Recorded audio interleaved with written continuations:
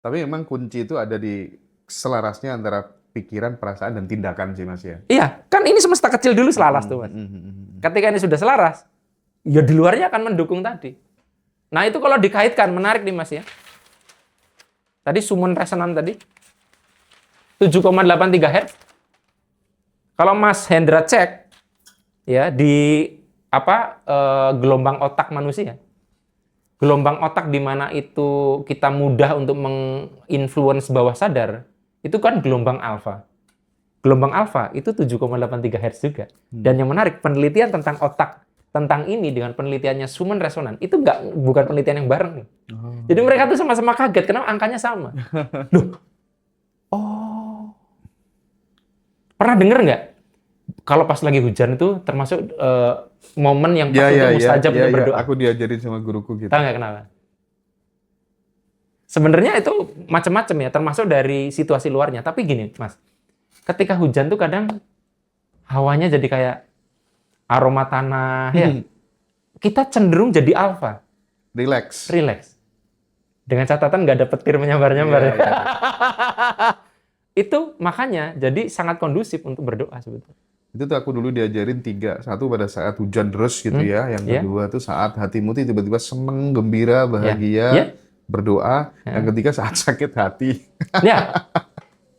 Di ketiga poin itu intinya bahwa sadar lagi terbuka. Sakit hati, emosi intensif kebuka, seneng banget kebuka. Dan waktu tadi situasinya relax juga terbuka. Keren sumpah. Nah, jadi yang gini Mas, kadang kan sering dibicarakan gini.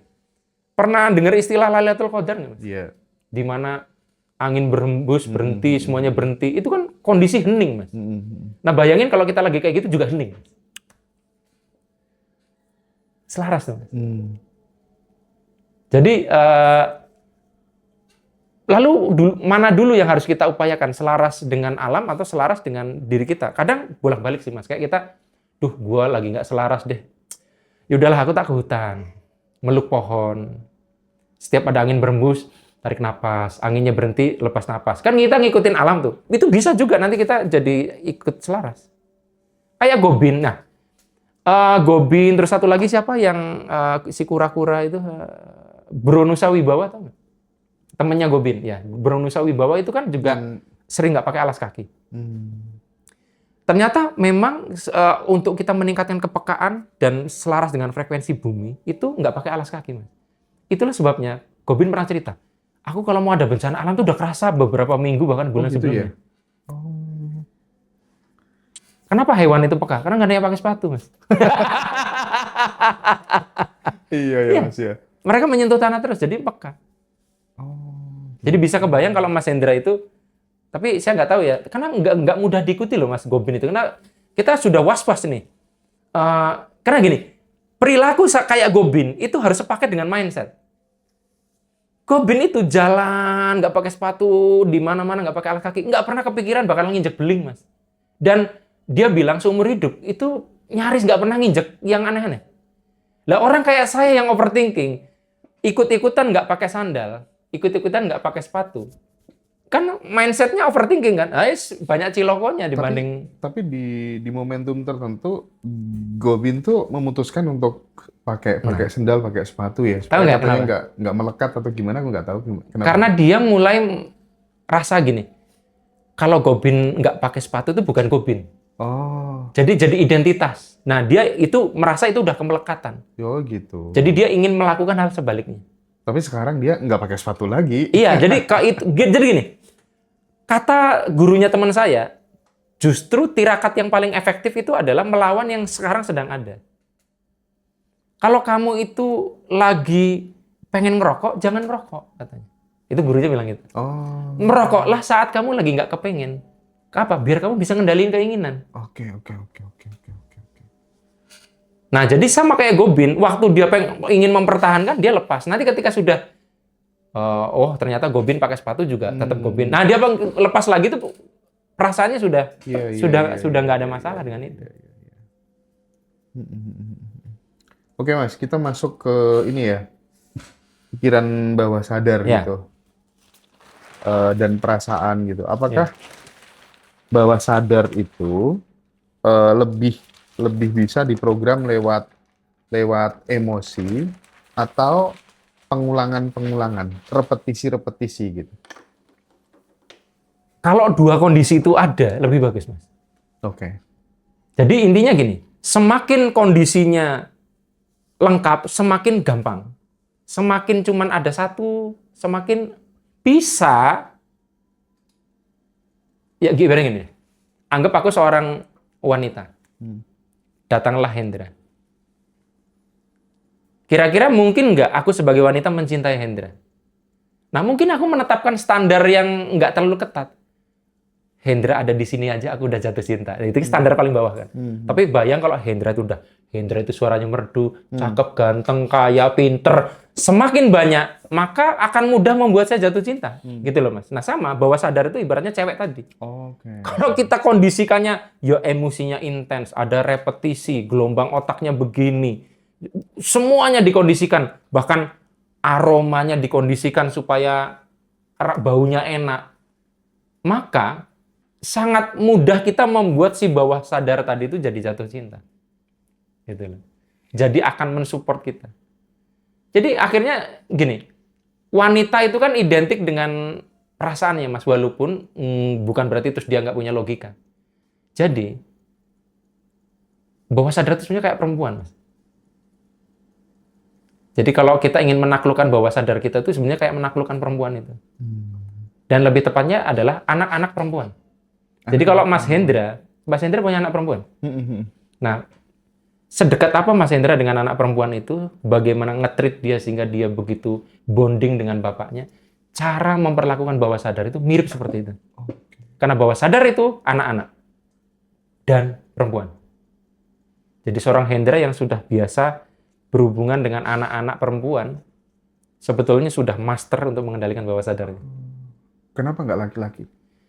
Iya tadi, laki-laki kan cenderung logis ya. Oh iya. Jadi gini, kenapa bawah sadar itu cenderung saya sebut sebagai anak-anak? Karena bawah sadar, karena bawah sadar itu pemrogramannya itu mentok itu sampai SMP awal. Jadi dia masih statusnya anak-anak.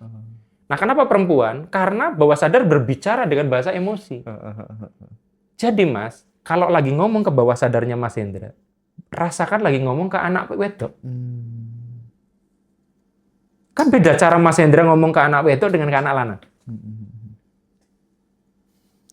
Baru denger nih. Iya. Itulah sebabnya bawah sadar itu kadang semaunya sendiri, kadang ngambekan juga. Kadang butuh dirayu, kadang butuh dikondisikan, kadang butuh dikasih iming-iming. Dikasih iming-iming. Iya. Nah, hubungannya apa kita dengan bawah sadar dengan semesta tadi? Ya karena bawah sadar itulah sumbernya emosi, di mana emosi adalah penghasil atau pabrik dari getaran yang paling besar. Mas, yang bikin gendang, yang bikin beduk itu jadi ada suaranya apa? Satu dipukul. Terus yang kedua? Ada ruang kosong di antaranya. Oke. Itu yang bikin resonansi itu, Mas. Iya. Terus kaitannya? Nah, kaitannya adalah, jadi tugas kita kan sebenarnya semakin banyak menciptakan ruang kosong itu, ya kita tuk-tuk-tuk tuh bergemanya itu akan lebih. Nah, itu tuh butuh pengkondisian bawah sadar. Makanya komplit sekali antara kita perlu belajar tentang hening, kita belajar tentang bawah sadar. Karena gini, kalau cuma belajar hening, kita hanya menciptakan ruang kosong. Nah, kalau kita ingin menciptakan vibrasi, kan butuh bunyi, Mas. Bunyi berarti kan harus ada yang nutuk dan ada yang ditutuk. Jadi orang kalau hanya hening aja, kadang nggak narik apa-apa. Harus aja tuk-tuk, harus ada. Sekarang gini, kalau kita waktu di perkampungan dulu, kalau untuk menarik kehadiran orang-orang, weh ada maling gitu, gimana? Kan pakai kentongan. Kentongan itu bunyi itu kan ada yang nutuk. Nah, tutukan ini kan bunyi kan ada ruang hampa di situ. Betul. Nah, orang yang hening, kan ada yang masa tuh udah belajar hening meditasi, kok tetap nggak sugih-sugih. Loh, Anda tuh cuma menciptakan ruang kosong, tapi nggak ada tutuk-tutuk itu. Loh, yang mukul beduknya siapa? Yang mukul kentongannya itu siapa? Makanya belajar, oke, boleh belajar meditasi, hening, dan sebagainya. Tapi belajar yang bawah sadar di mana kita menciptakan di situ program tertentu, keinginan tertentu untuk nuduk ruang hamba itu. Oke. Gitu Mas Hendra. Oke. Nah, kalau kita ngomong bawah sadar gitu, Mas, biasanya kan ada yang namanya trauma gitu ya, ada yang namanya luka-luka gitu. Itu sebenarnya memori bawah sadar atau vibrasi tubuh kita? Dua-duanya. Dua-duanya. Semakin sebuah trauma itu dia sampai bereaksinya di level tubuh, menandakan traumanya banget, Mas. Tapi kalau trauma itu belum sampai bereaksinya pada level tubuh, maka derajat simpanan memorinya tidak terlalu besar. Kayak misalkan Mas Hendra ditampar. Ketika mengingat ditampar itu, muncul bayangan orang yang menampar kejadiannya, tapi tidak muncul emosinya. Berarti belum sampai level perasaan tuh. Tapi kalau orang sudah sampai level perasaan, baru nyebut nama pelaku penamparan itu udah perasaannya nggak enak kan? Nah, ditambah lagi kalau pipi yang dulu pernah ditampar, tiba-tiba jadi nggak nyaman. Oke. Nah, ini kan vibrasi, Mas. Ya, di tubuh ada vibrasi. Di bawah sadar ada vibrasi. Nah, ini kalau nggak didamaikan, kan ditangkap oleh semesta tadi, Mas. Oke. Ditangkap oleh semesta sehingga diproyeksikan akhirnya bisa mengalami fenomena serupa di masa depan. Walaupun bukan berbentuk tamparan fisik. Intinya kita akan dihadirkan oleh musuh-musuh lagi, musuh baru. Orang yang akan membuli kita di pekerjaan lah, di dalam percintaan lah. Jadi gini Mas, ketika kita belajar hukum kehidupan tadi, ini kan pemain sepak bola ya. Nah gini. Nah, sebagai seorang pemain sepak bola, tadi kita udah bahas kan bahwa kita perlu belajar aturan mainnya. Benar kan? Tapi kan kita juga perlu belajar tentang bagaimana mensiasati aturan main itu. Iya kan? Contohnya begini. Pernah lihat orang diving nggak? Inzaghi itu jago ya kan? Jago diving. Itu kan karena peraturan dalam sebuah aturan di sepak bola ya.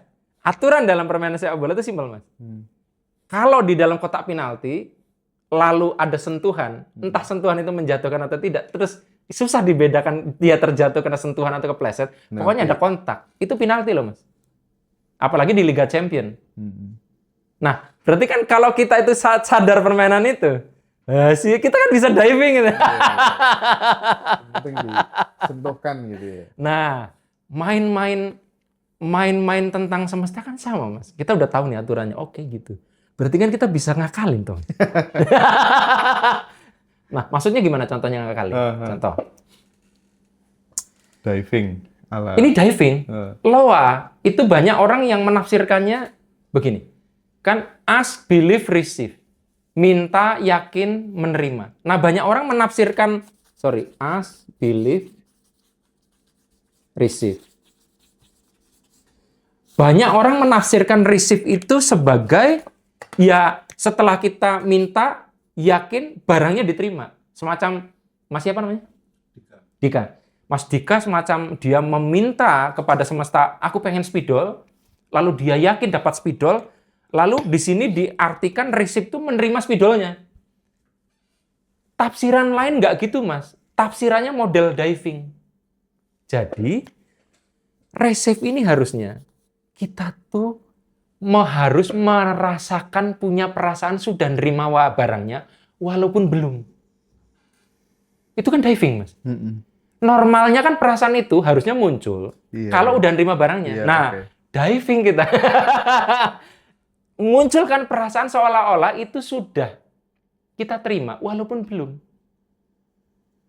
Nah, itu yang akan membuat akhirnya bekerja.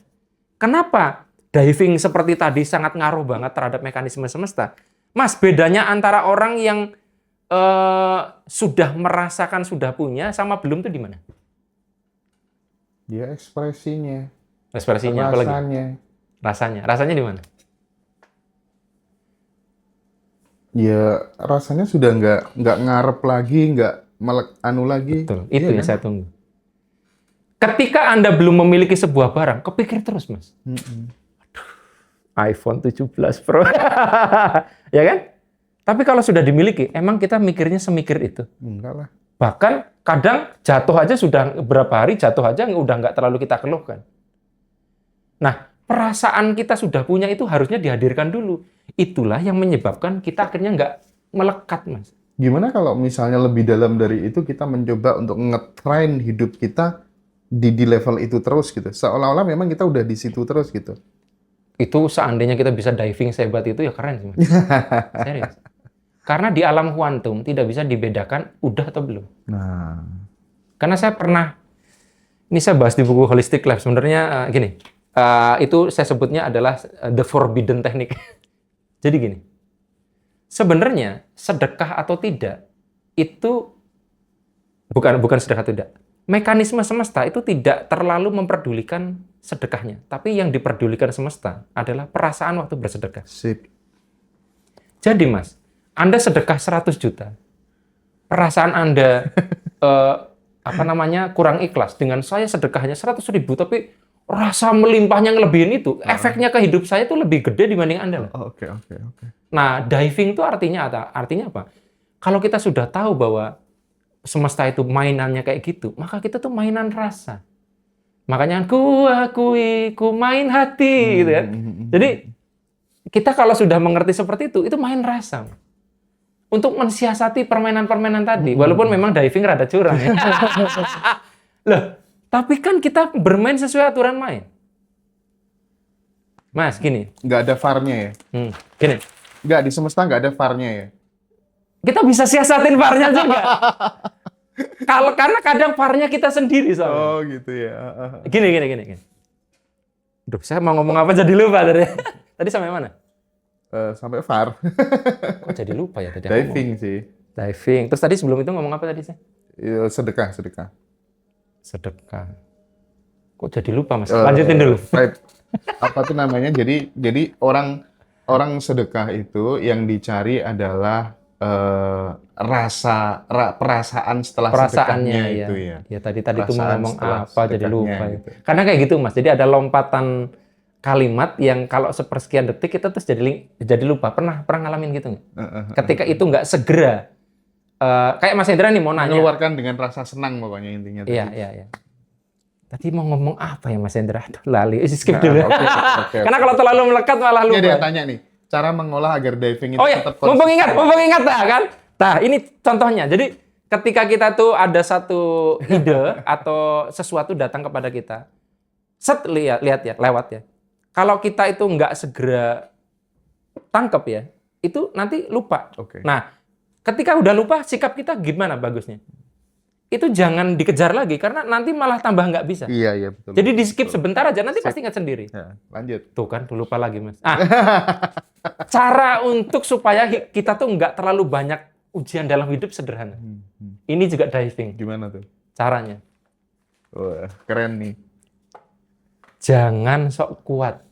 Jadi Anda boleh kuat, tapi tampilkan bahwa Anda tuh tidak sekuat itu di hadapan semesta atau di hadapan Tuhan. Nah, ini gimana? Gini, Mas. Kalau Anda itu adalah seorang Lamin Yamal, udah dikenal kehebatannya, kekuatannya, kira-kira dijadikan inceran lawan nggak, Mas? Oh, jelas dong. Di marking, Mas. Iya. Kalau lu sliding cederai, Mas. Karena kita tahu dia hebat. Ya. Nakal ya? Ya kan? Nah, jadi ketika kita itu sudah di marking sebagai orang hebat, itu akan diberikan ujian terus. Nah, jadi berarti kan orang yang kalau bisa nggak di marking tuh, Mas. Nah, Oh iya. gini. Ketika kita itu, orangnya itu sampai level kemampuan menahan penderitaannya itu terlalu hebat, itu akan mengundang ujian yang aneh-aneh, Mas. Bagi dianya tuh nggak kerasa. Tapi bagi orang yang lihat itu berat banget. Sekarang gini, tahu Nabi siapa yang luka, Nabi Ayub ya? Menurut Mas Hendra, hujan kayak gitu berat banget nggak? Berat. Berat ya. Tapi kalau menurut Mas Hendra, bagi Nabi Ayub, apakah seberat kita nakar? Ya, Bisa jadi enggak. bisa jadi enggak. Ya kan? Nah jadi, kalau Anda sekuat itu, hujannya kayak gitu. Jadi makanya, Jangan sok kuat ya. saya itu, ginilah. Jadi, Jangan sok kuat. aku pernah dikhianati seseorang. Lalu muncul emosi dengan skala 1000. Yang bagi temenku, dikhianatin ini tuh paling cuma 1 skalanya. Nah, kira-kira yang bakalan diuji lagi yang ini atau yang ini? Ya itulah. Ini kan, semesta. Oh, kuat kok. Kasih. Hancur akhirnya. Ya kan? Ini kan. Nah, sama Mas. Nih, contoh ya. Contohnya mungkin agak sedikit, mungkin bisa jadi orang nggak suka ya. Sekarang gini, Mas. Mas Hendra, sebenarnya kalau lagi di perjalanan lebih suka kehujanan atau tidak? Kita bukan dalam rangka, bukan. Mas Hendra dari rumah ke sini lebih suka kehujanan atau nggak kehujanan sampai Lebih sini? suka kehujanan. Lebih suka kehujanan sampai sini beneran? Dari Kalau di mobil ya, aku terus bukan kehujanan. Oh, Kehujanan enggak lah. bukan hujan. Enggak lah. Enggak kan? Enggak lah. Nah, karena Mas seorang Hendra tuh tidak, kenapa nggak suka kehujanan? Dia basah. Basah ini. Kan itu kan nyaman. ibaratnya kekasarannya saya kalau mau Iya. bully Mas Hendra. Lemah kamu Hendra. Iya. Kehujanan aja ngeluh. Basah aja kamu nggak suka. Tapi itu yang bikin akhirnya semesta tahu, oh Hendra tuh nggak bisa digituin. Udah kasih mobil aja. Oh. Kalau Mas Hendra terlalu kuat, buat apa semesta ngebantuin? Jadi orang-orang Mas, maaf ya, yang miskin terlalu kuat. Keren nih, sumpah. Tak ulangi ya. Gila ini. Anda sudah terlalu kuat, panas-panasan, terlalu kuat kehujanan. Nggak apa-apa pakai motor. Nggak. Semesta tidak punya alasan untuk mengulurkan tangannya untuk Anda dikasih mobil. Itu tuh divingnya tuh. Jadi, jangan sok kuat, menderitalah. Nah, orang kadang Mas nggak kerasa membangun rasa sok kuat ini dengan bersyukur. Ya, Temen-temen hujan nih, bersyukur, nggak apa bersyukur. Percayalah nih, tak ubah POV-nya. Kalau Anda naik mobil, itu Anda lebih mudah bersyukur. Panas bersyukur, hujan pun bersyukur. Tapi kalau Anda enggak, itu nanti akan tergantung situasi. Jadi Mas, saya itu kenapa tidak mau jadi terlalu kuat supaya semesta tidak memberikan sesuatu yang berat buat saya berlebihan. Yang kedua, dibantuin. Berarti harus angkat tangan biar semesta turun tangan. Itulah sebabnya sekuat-kuatnya kita disuruh di hadapan Tuhan, anggap kamu bukan orang kuat. Oke. Itu tujuannya. Allah yang maha perkasa, Allah yang maha kuat. Itu biar semesta lihat, oh kamu nggak kuat ya. Ego tuh ngerasa semuanya bisa. Coba ditanya kalau nggak percaya orang-orang yang sudah lama miskin. Yang kita lihat dia menderita tidur di bawah jembatan. Ditanya, Pak, tidur di sini menderita nggak? Enggak. Ya itu, kuat banget. Sehingga semesta juga nggak ada alasan ngasih dia naikin harkat martabatnya. Dan dia pun tidak muncul dorongan untuk keluar dari kolong jembatan. Iya. Makanya saya bilang, kenapa? Saya pernah ditanya, Mas, kenapa orang-orang itu pada miskin, Mas? Terlalu kuat. Masa sih, Mas? Mereka kan orang-orang lemah, Mas. Dengerin dulu penjelasan saya. Loh, Anda itu setiap hari ngemis di perempatan, Anda kuat banget. Mas Hendra, coba kalau nggak percaya sama saya, sehari aja di perempatan ngemis gitu. Seberapa hebat kuatnya Hendra? Aku nggak jamin setengah hari aja udah panas, berdebu, belum malu. Kalau dulu kuat. Hendra lemah Tuhan. Ya wis dibuat nggak jadi pengemis. Karena dia menguatkan diri, akhirnya begitu terus, Mas. Ini cara diving. Diving ini. Semesta. Jangan sok kuat, Mas. Di sleting jatuh, dapat penalti. Coba kalau Anda terlalu kuat, di sliding nggak apa-apa. Malah Anda nggak dapat penalti, benturan antara dia dengan kita keras, sehingga tulang kering bisa patah. Iya. Nih, Mas Hendra lari. Terus sliding kan? kontak nih, tak. Kalau kita terus langsung jatuh, walaupun kotanya dikit, kan tetap dapat penalti. Kalau Anda kuat, Mas, saya harus tetap berdiri. Kan benturannya dengan kaki bek keras, Mas. Cedera. Udah, ya mungkin dapat penalti. Tapi kan nggak bisa main lagi Anda. Nah, setelah kita itu sudah mempelajari banyak hukum, belum selesai. Makanya ada bilang, Mas, saya itu sudah belajar ini. Kok nggak berubah? Bentar. Ketika sudah paham nih ilmu-ilmunya, tugasmu adalah menciptakan teknik diving.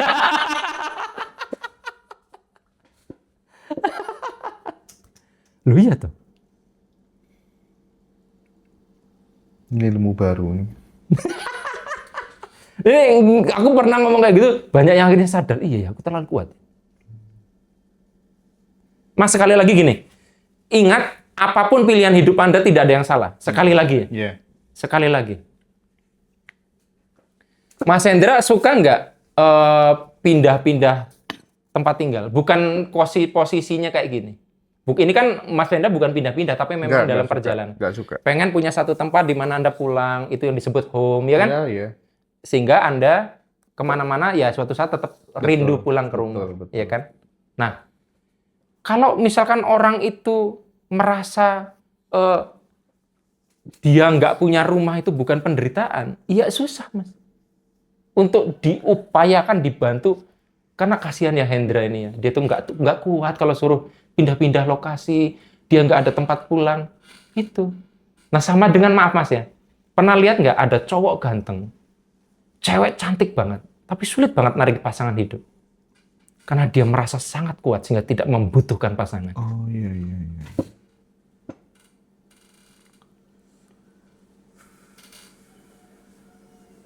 Jadi Mas, bagaimana biar tim ngaji Rasul tetap ada? Mas Indra juga nggak boleh terlalu kuat. Karena kalau Anda terlalu kuat, semesta ngerasa Anda nggak butuh tim. Iya, benar. Itu yang terjadi dengan saya. Iya, kamu I can do everything A to Z semuanya. Kamu ngedit ini semua. Gitu. Walaupun ngedit gak bisa. Sampai sekarang kamu ngedit gak bisa. Coba, nanti kalau Mas Hendra belajar semuanya, lama-lama susah. Jadi ketika Anda itu sebagai seorang wanita terlalu kuat,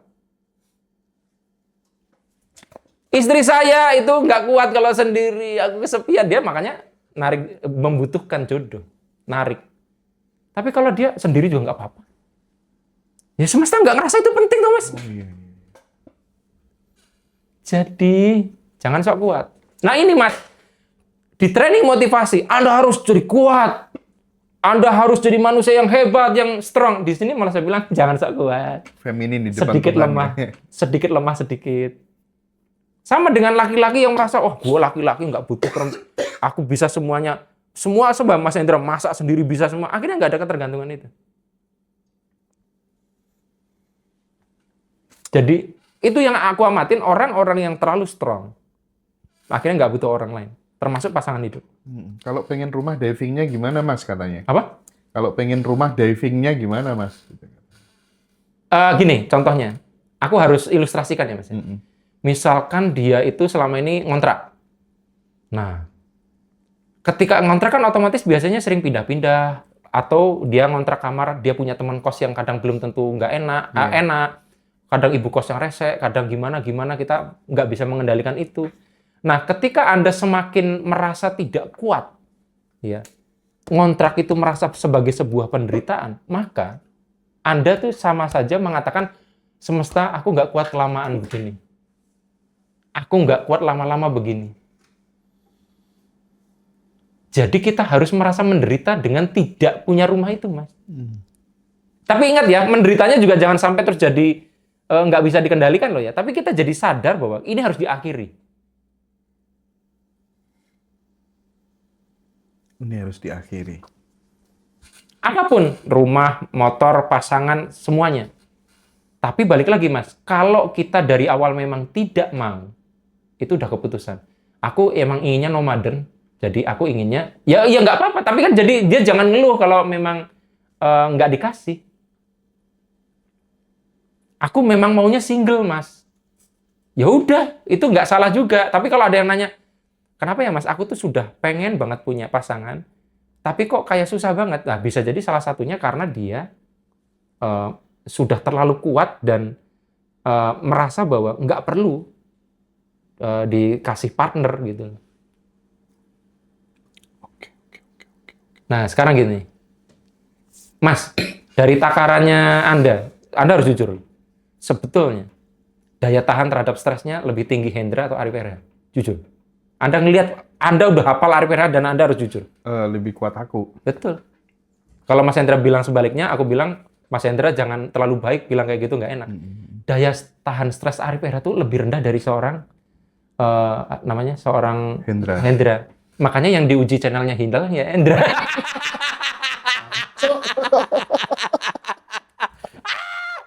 Ngarepe di alam burine ra enak. Nah, itu. Jadi Mas Hendra, aku ngerti Mas Hendra orangnya let go, orangnya itu ya, tapi sedikit sisakan ruang sehingga semesta ngerasa udahlah Hendra sekali aja diuji channelnya hilang. Iya. Karena Siap, dia siap. juga menderita sedikit lah. Siap, gitu. Bos. Tapi jangan banyak-banyak karena nanti juga akan, nah ini Mas, permainan kadar kalau Mas Hendra menyimpan penderitaannya terlalu besar, nanti dia akan jadi racun toksik dan akan membuat itu mengulang. Tapi kalau ada sedikit itu sadar, janganlah Hendra jangan diuji itu lagi loh. Dia tuh udah kehilangan channel dan kelihatannya dia cukup menderita. Karena kan bisa jadi kan si semesta ini berdiskusi sesama hukum kan. Ayo kita uji lagi Hendra nih kayaknya kuat loh. Kita hilangin lagi channelnya. Ojo! Tapi dia ketawa-ketawa aja enggak, dalam hatinya ada sedikit kehilangan, ada sedikit. Oh ya udah jangan berarti. Itu tuh perlu, Mas. Oke, sip. Perlu. Makanya saya bilang kita tuh cara memainkannya gimana. Makanya itu Mas ya. Kenapa pemain hebat pun itu sudah ganti lapangan belum tentu bagus. Isak waktu di Newcastle United bagus. Ishak bagus ya. Florian Wirtz di Bayer Leverkusen bagus. Ketika masuk ke Liverpool, partnernya ganti, strategi permainannya ganti, coach-nya ganti. Seret gol, Mas. Iya, betul. Jadi maksudnya kita tuh ketika dalam hidup kok seret banget ya, nggak bisa ngegolin ya. Itu variabelnya harus dilihat, guenya, partnernya, apa gue maininnya salah. Harusnya yang terjadi kalau menurutku ya, Isak itu harus sadar, dia nggak bisa main seperti dia di Newcastle, di Liverpool itu. Sama kayak gini, Victor Gyökeres waktu di Sporting Lisbon, itu gol monster. Pindah ke Arsenal, seret kan, kenapa? Karena Artetanya juga bukan tipikal orang yang memainkan itu, dia masih pakainya tuh false nine. Betul. Jadi akhirnya apa? Gyökeres lari sini nggak dikasih oper. Akhirnya yang ngegolin tetap aja Saka, Martinelli. Nah itu Mas, jadi kita pun ketika gini, oke, gue mainnya harus berubah kayak gini. Sama aja gini, kalau Hendra ingin single fighter kayak Arif Erha, Anda harus bisa semuanya. Waduh, nggak sanggup saya. Tapi, kalau Anda ingin bangun tim, itu Anda harus membuat diri Anda tidak pintar dalam semua hal. Itu kan mainnya udah beda. Bener. Kenapa istri saya bisa bikin komunitas Permata Hati besar, Mas? Saya bikin komunitas bubar terus. Karena istri saya memang tidak multi talent. Kan orang banyak yang muji Arif Erha multi talent. Main ini bisa. Makanya coba kalau lihat story IG saya kan ada lagu saya nyanyi, yang main gitar Arif Erha, yang main bass Arif Erha, yang main piano Arif Erha, yang nyanyi Arif Erha. Akhirnya aku bandnya kabeh Inyong Band. Inyong Band. Semuanya sendiri. Kocak. Iya, kabeh Inyong Band itu band saya. Nah, sekarang dicek teman-teman sekarang apa sih sebetulnya yang membuat Anda tuh kok, saya yakin teman-teman di sini pemirsa Ngaji Roso udah belajar banyak banget hukum. Yang jadi masalah adalah Anda nggak bisa diving dengan benar. Sudah paham ya bahwa kita itu orangnya mudah merasa bersalah. Ya itu perlu disiasati karena kalau nggak kita ngundang musibah. Wow, luar biasa deh.